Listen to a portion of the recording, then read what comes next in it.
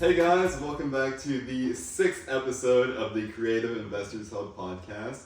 Today I am joined with my co-host, Ramos, and our very special guest, Hanna. So today we're just trying to get to know Hanna a little bit better. And so I own Double H Property Management. I'm a real estate broker, and we're a full-service brokerage. Okay. Servicing Southeast Texas, 3 counties: Hardin, Jefferson, and Orange counties. Love it. So, what had influenced you to get into this space? So, right out of high school, while I was going to college, I managed my father's 54 rental properties down in the Port Arthur area, so I know the area well. And I really ended up liking it. It was very rewarding. However, life took me in a different direction, and over the next 26 years, I worked in sales for Kelly Temporary Services, JLB Construction, they built multifamily homes in the Dallas area. Kelly Temporary Services, and Paul Mitchell, and Boise Cascade Office Products. Then, The list just keeps on going. Then God said, "It's time." It's time. That was in 2006. So from like 1978 to 2006, I was doing all of that, and all of it in sales. So, Wow. That's amazing. So, are there any, say, books, videos, or programs that you went through that you suggest going through, or have somebody else go through that helped you get there? So, if you're kind of like, how did I grow into the real estate industry? So, my husband and I took real estate classes. We thought we would want to invest in properties, and we thought, we probably need to know a little bit about this before we just dive in. So we spent 2 months going to classes nights and weekends, and so we both earned our sales agent license. That's the first step, and then we began buying investment properties, and finding just small little homes. And back then, you could actually buy a house for $15,000. Yeah, not anymore. And then in 2006 is when I went full time. So. I went on to earn 980 hours of education and to serve a 2-year apprenticeship to become a broker, because I wanted to open a property management company going back to when I managed my father's, but found out through that process that you have to have a broker's license. Wow. Okay, so I have to regroup, and so I did get the broker's license. And then, because only a broker can own and manage a property management company, because there's a very high accountability, and there's stiff legal penalties for non-compliance. You know that because you're handling money you're holding money in trust for others. There's a lot that you're expected. A lot of responsibility and a lot expected of you. So so. From there, just getting into the business, I did attend Business Networking, and they really taught me how to find the goose that laid the golden egg. Oh, wow. And it was not all the public; it was the actual other realtors. So, I built over half of my business on referrals from my fellow realtors, and I'm so grateful for them trusting me, with their clients. So, Great. So, having done all of that, what is, say, one of your biggest takeaways that you've accumulated from all the years of doing that? So, one of the biggest takeaways that after 16 years, building the business up and managing, properties for others, I realized that I didn't own any of my own properties. So I was like, okay, so we needed to make a change there. So actually last couple of years, that's when we decided to start to build up our own portfolio. And so I do give a big shout out to Total Wealth Academy in Houston, because Steve and Trevor were so open and gracious to answer emails and calls. So once again, is that Total Wealth Academy, guys? Yes. And the link will be in the description below. We'll put that into the description down below. Awesome. They were very advantageous to help me, learn the ropes and do it the right way. So That's And great. as well as Double H, we'll have the link in the description below. So that's, they were, helpful to me. And then we also, once the interest rates started to decline, we just said, okay, we're going to hang on to what we have right now. And then interest rates always come back down. That's the way the roller coaster goes in real estate. And when they come back down, then we'll pick up again where we left off. Great. Yeah. What are some struggles that you've been through from going through buying your growing your portfolio? Some of the struggles with that. So your main struggle is the cost is always higher than you expect. Always. I've never had a project come in and Definitely, yeah. so that would be the main concern. You go into it with thinking you can get something done for X real amount quick, of dollars. not too much money, and then it ends up being double. Or you find when you pull the flooring up that all the joists have been eaten by termites, Oh, and wow. now you need to replace, half the joists in the home. So That's terrible. those are the gotchas, the hidden things that But you I just don't mean, know about. You learn a lesson from that because it happens, and now you know what to look for and different things like that. So you learn something out of it, which is Absolutely, always good. yeah. And I love taking a home and just breathing new life into it. Right. That's really the joy that we get from it, to take a home that's been, Neglected, fallen into exactly. disrepair, and to bring it back up to Yeah. its former glory days. Absolutely, Yeah. absolutely.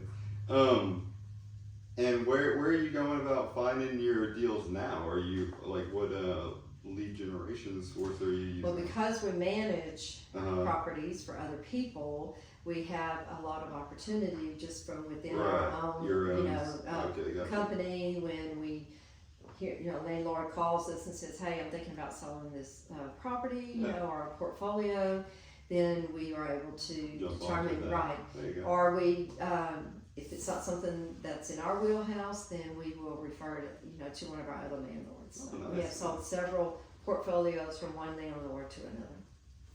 We're one of them. Yes, that's right. Full disclosure, Debbie Hanna sold our first property in my first portfolio 5 years ago. Awesome, thank And you. we're still here. Yeah. Which says a lot. Yeah, exactly. Thank you. Debbie, one of the questions we had, looking back to the young Debbie Hanna from 2006, who was all bright-eyed and looking forward to joining the real estate industry, what would you tell her right now? What kind of advice, what mentorship, what would you tell that Debbie Hanna in 2006? I would say to learn more about the OPM, other people's money, how to use it to invest, how to apply it, and I started very late in life doing And for our audience, what is OPM? Other people's money, mainly your lenders, and there are multiple, and even more so now than there were, back 17 years ago. So a lot has changed, a lot has opened up, a lot more availability for rehab to get, you used to have your own money to do the rehab. You may be able to get a loan on the property, but then you have to spend your money to do the rehab. Exactly. So today they actually have hard money lenders that will, allow you to do the whole project turnkey. So that would be my advice to my young self. Of hard money lenders, I assume you use one or maybe multiple. Do you have any that you would suggest for people to use in this area?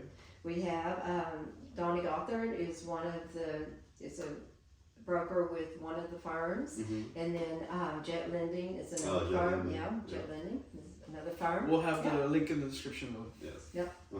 And and the good news is though, you're never too old to start. So anyone listening, get started now. Yes. That would be my advice. Great. Well, being an investor in any aspect, whether whatever, what is the most frustrating and the most rewarding part of being an investor? The most rewarding part is providing a quality home to a family. That's hands down. Right. That's the most rewarding. And I would say the most frustrating part of it is just, some of the workmanship from the contractors. You trust, you feel they're they've done a good job for you, or the quality of the materials is just not there. Yeah, right. And sometimes it's not the contractor's fault. It's just something's new on. I will say, like the vinyl plank flooring back when it came out on the market, you didn't have a lot of choices on the thickness, and we have found that you really need the thicker vinyl plank flooring to stand up to the wear and tear of tenants. So that would be my. That's good to know. Yeah. Rounding out the end of the year, we got about a month left. Do you still have any goals to finish for the rest of the year, and have you already started planning for the next year? We have started planning for the next year, and we will be continuing on with our investing of our individual portfolio, and then we do have more to come in the senior living arena. That'll be taking off next year, so just stay tuned. Yes. And Debbie, Hanna, I know I've heard about your Restoration Branch project that you're performing here in Lumberton, Texas. Would you mind sharing us some information about it? Sure, be happy to. It will be an all-inclusive property where it'll have single-family homes for seniors 65 and older, along with a main, the main building will have amenities that are like a day spa amenities. Wow. That's nice. Yeah, and have like 48 apartment homes in the main building, and then we'll have hike and bike trails throughout the property. It's on 11 acres in the heart of Lumberton, so we're real excited about the project. That's nice. Yeah, and we're starting to build up steam. Yeah. Amazing. Well, I'm out of questions. Do you have any left? Yeah, and Debbie, this is the last question, which I sort of touched upon. Now let's talk about the future. So, in the next year, the next 5 years, the next 10 years, your legacy. Do you want to share with us what that's coming to fruition? Well, certainly I look at it as 3 pillars. So the property management is the first pillar. Right. It's strong, good processes. Staff is trained. It rolls very smoothly. It doesn't require me to be in the business every single day, so I can have some flexibility there. And then the second, pillar would be the investment properties that we're building up our own portfolio, and then the third would be the senior living. So that'll be the 3 pillars of revenue that in a shape, and they're all different. So exactly. Yeah, that's amazing. So that's what we'll be working on. Yeah. Nice. Well, do you have any questions for us? I would like to know where. So this seems to be new. So this is about the 6th episode. So what do you guys have planned for your next year? Well, I'm very new, so I am just trying to get or learn more about the field. And I'm doing so by partnering with Louise and behind the camera, Patcha, Ramos. They've helped me on 2 deals so far that I found through door knocking, and I've learned a tremendous amount just talking with them and being able to go into appointments and just learning a bunch of stuff. So really just growing myself and learning more about the business is what my goals are, as well as building the podcast. Yeah, and certainly for 2024, our goals are obviously to increase the amount of subscribers for the channel, always providing value to you guys. That's one aspect. And then in terms of the real estate, we're exploring creative financing. We're about to close on 2. Hopefully, we could accelerate that process. We have a lot of PMLs that reach out who are highly interested, and we'll use them to continue exploiting our portfolio. So that's what we're looking forward to, 2024. Great. Awesome. Great. Well, awesome.